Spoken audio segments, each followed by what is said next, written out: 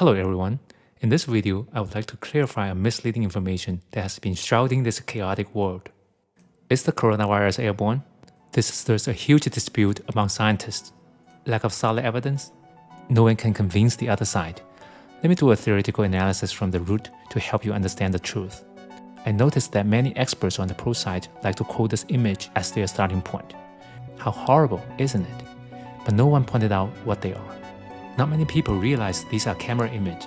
The size of the respiratory droplets are exaggerated using some image technology in order for you to see the effect that originally would be invisible to your naked eyes.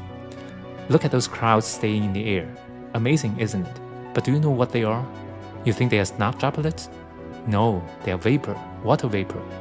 According to basic science, human breath is mainly made of nitrogen, oxygen, carbon dioxide, water vapor, and other gases less than 1%.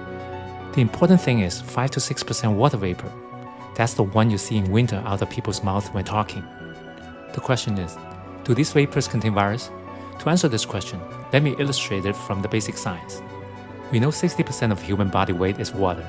They are everywhere inside your body. So let's just take the nasal cavity as an example. Covering the inside wall of the cavity is a layer of mucus, a slimy substance secreted by mucous membranes and glands, then a thin layer of water on top of the mucus layer. One most important phenomenon is water evaporates, that is, water molecules can jump out of the liquid state and flow in the air. On the other hand, virus is embedded in the mucus. See how humongous it is compared to water molecules.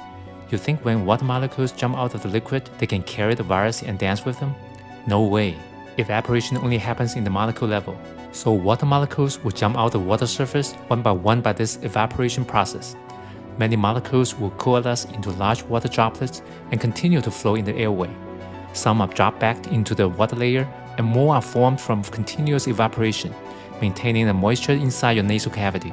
They might not be pure water droplets, as they can dissolve with other gaseous molecules inside your body, such as ammonia, but it can never carry the viruses. The virus cannot crawl, fly, or jump out of the mucus. They have no choice but stay there until a gust of wind comes. See this demonstration.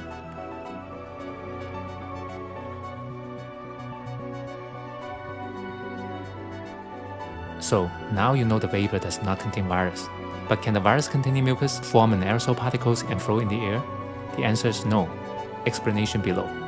To convert the liquid into tiny droplets, we need to use a tool called atomizer. This is a working principle of an atomizer. To achieve an aerosol droplet, you need to meet two conditions. 1. A tiny orifice, in order to mechanically reduce the bulk liquid into a thin stream. 2. A high-speed air jet, in order to further smash the thin stream into smaller droplets. The orifice diameter is very small, usually in the range of tens of microns, or a small portion of 1 millimeter. The air jet can further atomize it into a 10-micron aerosol level droplets. In our sneezing scenario, although we can generate a powerful air blow as high as 100 mph, they are dispersed airflow, not concentrated high-speed air jet. Furthermore, our respiratory tract does not have a tiny orifice. They are wide open when you sneeze. So, without concentrated air jet, without this tiny orifice, no matter how strong your air blow is, you just cannot break your mucus as small as aerosol level. Why? For a lump of mucus, you can normally blow it into two halves of similar mass, or splash it to multiple small pieces. But when the lump becomes sufficiently smaller droplets, like 1 or 2 millimeters in diameter, it will be impossible to break it into smaller due to lack of high-speed concentrated air jet to separate them. The dispersed air puff will simply blow away the entire droplets rather than tear them into two or multiple pieces. You can understand this phenomenon from basic physics. For a tiny small piece to escape from its mother body, its negligible mass and nearly zero relative speed has no way to generate enough momentum to overcome the powerful surface tension attached to it. The smaller the droplet, the more difficult to break it apart. So aerosol droplets are simply not possible to generate from a sneeze. Some people may also think that virus-containing mucus could contaminate the water vapor. If you look at the size of a mucus droplet compared to a water vapor, you will instantly know it will not happen.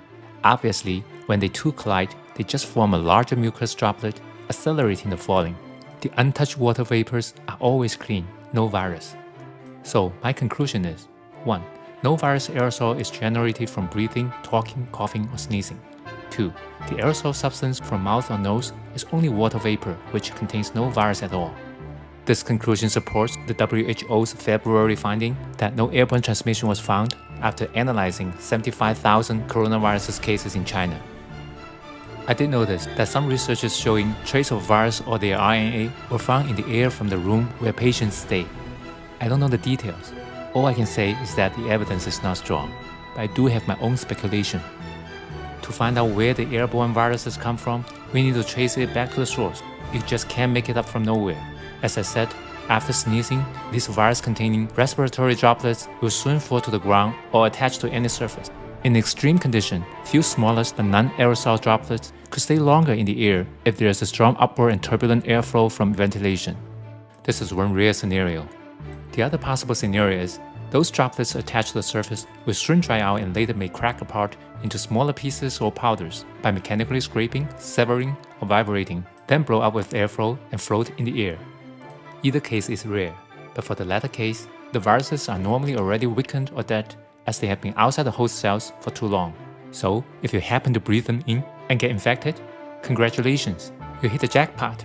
This tiny dose of weakened virus or dead virus may get you vaccinated naturally.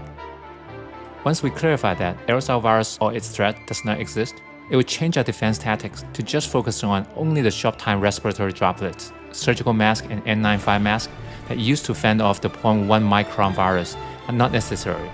Any multi-layer mask can do the same job as effectively blocking these contagious droplets. Companies should design and make more comfortable, more breathable, and more stylish masks to encourage people to wear in public whenever necessary. Just like people wear hat, scarf, shoes, stylish masks will be a new fashion in this virus-plagued world until a vaccine is developed.